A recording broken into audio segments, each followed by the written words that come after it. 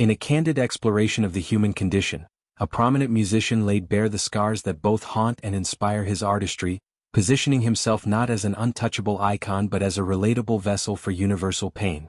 During an intimate dialogue in a venue dedicated to musical legacy, he articulated a profound self-perception, that of a beacon or a representative of the broken.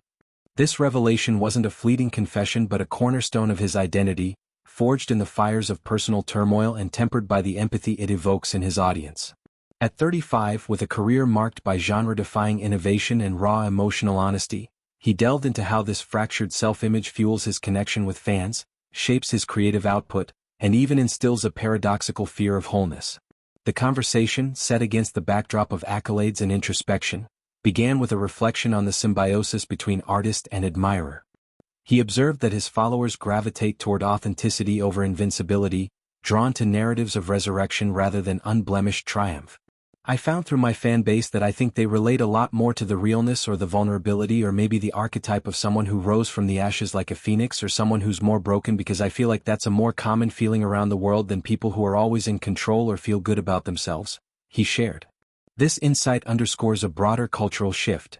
In an era dominated by curated perfection on social media, audiences crave the unfiltered grit of survival stories. His music, laced with themes of redemption and relapse, becomes a communal catharsis, a space where listeners see their own jagged edges reflected and refracted into something poetic. Yet, this embrace of brokenness is no passive acceptance. It's an active excavation.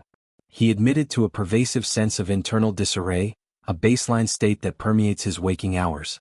That's a really easy place for me to tap into because honestly, man, for the most part I feel broken and I'm starting to do the work and I've been doing the work to put those pieces back together, he confessed. This ongoing labor, therapy sessions, mindfulness practices, perhaps even pharmacological aids, represents a heroic reclamation, yet it's fraught with artistic trepidation. The specter of healing threatens the very wellspring of his genius. If wholeness arrives, what fuel remains for the fire of creation? This dilemma echoes the plight of many tortured artists, from Sylvia Plath to Kurt Cobain, where suffering is both muse and millstone. Transitioning to the mechanics of songcraft, he revealed how recent years have tested this balance. Following the release of an album that blended mainstream appeal with punkish rebellion, he encountered a creative drought born of stability. Sometimes I get a little too scared when the pieces come back together, like, oh, but how can I ever write about being broken if I'm always fixed? And so maybe that was what I was feeling in the past 3 years since my last album, which was a mainstream sellout. I was getting a little scared of the writing that I was doing, he explained. The output felt uninspired, a far cry from the visceral anthems that defined his breakthrough. Prosperity, it seems, dulls the blade of urgency, prompting a reevaluation of what drives profundity. I wasn't impressed by it and things were going pretty good for me and maybe something was just clicking in my head, but out of torment comes some really good content, good stuff. Yeah, torment comes good content. Yeah, for a poet at least. This philosophy, that anguish is the alchemist of art, resonates deeply in the pantheon of creative expression. Poets, painters and performers alike have long mined their wounds for gold, transforming private agonies into public solace. For him, this manifests in lyrics that dissect mental health battles, from ideation's dark whispers to the grind of recovery.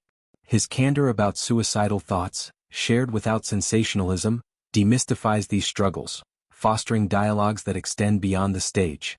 Fans, in turn, reciprocate with stories of their own phoenix risings, creating a feedback loop of mutual healing. It's a testament to music's therapeutic power, where vulnerability isn't weakness but a bridge across isolation. To navigate these depths, he turned to analog rituals amid institutional intervention. During a period of inpatient care, evoked hauntingly in a track about holiday solitude, he wielded a simple notebook as a lifeline. I had this red notebook that a fan actually gave to me, that I wrote so much in. They would lights off everything around 9:30, 10 p.m., and then during all those hours that I couldn't sleep, I would just write my feelings. So yeah, I do that, he recounted. This practice, born of insomnia's grip, evolved into a sacred rite, scribbling confessions under cover of night, transmuting sleepless torment into lyrical embryos. The fan-gifted vessel added serendipity, symbolizing the reciprocal bond that sustains him. Such journaling isn't mere venting. It's a foundational step in the songwriting pipeline, where raw emotion crystallizes into structured verse.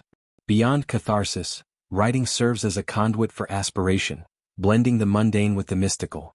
He described a ritualistic approach to goal setting, inscribing desires on paper, then consigning them to flame under lunar auspices. I write down things that I want to attain, and on a new moon I burn it. I did that for the Grammys a couple of years ago. Didn't pan out, but I think I was waiting for the right year, he noted with wry optimism. This manifestation technique, rooted in ancient traditions yet adapted to modern ambition, illustrates his holistic worldview, one where spirituality intersects with showbiz hustle. Though past invocations yielded mixed results, the act itself reinforces agency, a counterweight to the passivity of despair. Reflecting on life's relentless tumults, he likened his trajectory to a nomad's odyssey. You're bound to continue hitting rocks and obstacles. It's just the path I chose, I guess. This stoic acceptance frames adversity not as aberration but as essence, aligning with philosophical tenets from Stoicism to existentialism.